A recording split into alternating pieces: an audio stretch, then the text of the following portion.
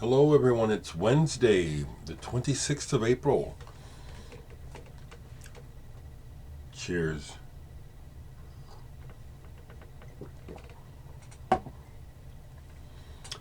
So, you just hang on, folks. I'm hoping to hear word next week about the second pressing of the Muse CD. Yes, that is the big news over here, my latest release. And thank you for your interest because folks are actually still buying it digitally. I will say, that again, mostly what the digital sales are doing are offsetting, um, or they're covering what I guess I owe using Bandcamp. The majority of the digital sales so far have gone to Bandcamp. I've gotten a little bit, but on average, I get maybe 50 cents to $1.50 per digital sales. So as you see, a person, unless you're getting hundreds of thousands of downloads, you can't live on that. But I'm glad the music is getting out, and that's the most important thing. Let me also share with you that Cubby, the guitarist on the album, finally came by and got his CDs yesterday. I had to ask him. I told him, it's like, I know we're different people, but, I couldn't wait for this to arrive, and it's like, what took you so long to come and get your CDs, and as I said, and as I figured, he's been very busy preparing to move, but also he's gigging. He's working on getting enrolled into a master's program for philosophy. That's also part of what takes him to New York is to go to school there, and he hasn't been able to get away. He wanted, so when he did come, we did visit for a while. I thought about making a video, but it's like it was more important to me to have that time with him than to do that other thing, is to put us on display. The feeling that this music and the effort that we have, Blake and Cubby and I have put together is profound. Cubby told me how much his father really loves the music and how Cubby's perception of the music is that people need to hear this music. There's a real there's a spirit to the entire project, and I call it agape love. Agape love, you know that term, right? Love for all, a deep love. That's where that music is coming. That's where it's coming from. So, looking forward to getting the second shipment in so I can get them out. That was, and like I said, I know it'll be about a week for many of you to receive the CD because I sent it media mail and it takes longer, but it doesn't always necessarily. So again, I'm looking forward to your feedback and your reviews. Yesterday, I worked on this new music that I have a whole nother new album. I actually have two albums worth of music that I'm kind of in process with. And so I worked on the one set of material yesterday. Played a little bit of music. Besides this album, the music, I love this cover. This is just a wonderful image. The Future Sound of London, Lifeforms. And as long ago as this came out, it still has a futuristic feel to it. This came out in 1994. And it still sounds very contemporary. It does not sound dated at all. I love that image. And I love their videos, and in general, the imagery that goes with this band. Look at that.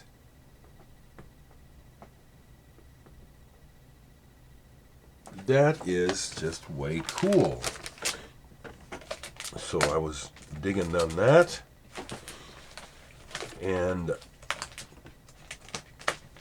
I didn't play this album. I was watching some videos. I do enjoy a bit of music video and independent film.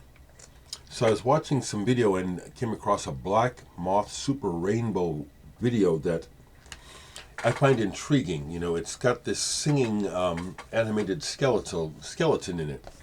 And it's just real strangely dreamy, like this music.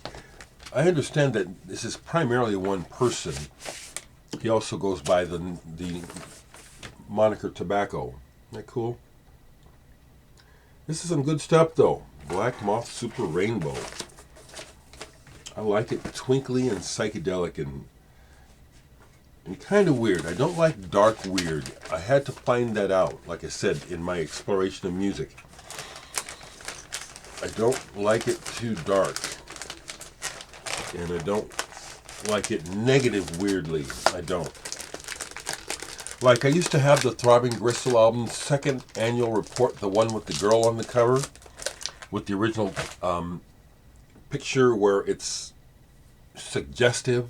She's sitting here, and then they're down in the corner, there's a picture, and you can see her skirt is up a little bit, and you can see her panties. When I was exploring that stuff, I was trying to understand the appeal of this in general, as well as what it meant to me. And I'm glad I explored all that stuff, you know, when I got to meet Chris Carter and Cozy Fanny Tootie of Throbbing Gristle, you know, gave them copies of my records. All that's fun, you know, and enjoyable. But I'm not into darkness and pain and hurt.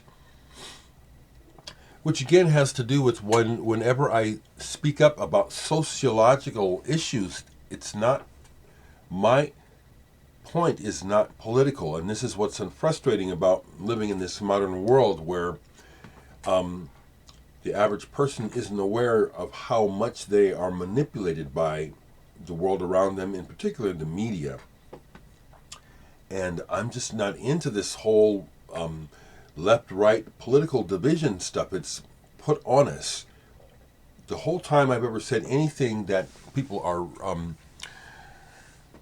interpreting as political is incorrect. It's simple care, simple concern about the human race. And I'll say it again for those that can understand. That's not political. I also understand there's a lot of folks who don't understand, don't have the intellectual capacity to see beyond what they have been brainwashedly fed.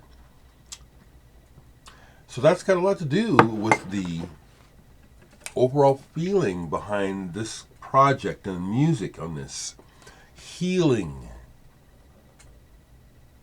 love and acceptance of oneself, love and acceptance of one another. That's my basic philosophy, and I don't accept anything less. You know, there's no reason for us to be hating on one another, pointing fingers and blaming and being small-minded. It's not okay. It's not okay. With that in mind, I'm observing these events regarding the news outlets. I don't watch Fox. I don't watch CNN. I don't. I didn't even know who the fuck Don Lemon was. So, my focus is music. My focus is music and love for one another. I'll show this again, the new Deerhoof, Miracle Level. I love this band. Sung in, I believe, Japanese. And they just have a way of finding new ways of being Deerhoof all the time. They can be prog, they can be punk, they can be grungy, they can even be classical. This is a band, this is an amazing band. I love them. I also love their presence in social media.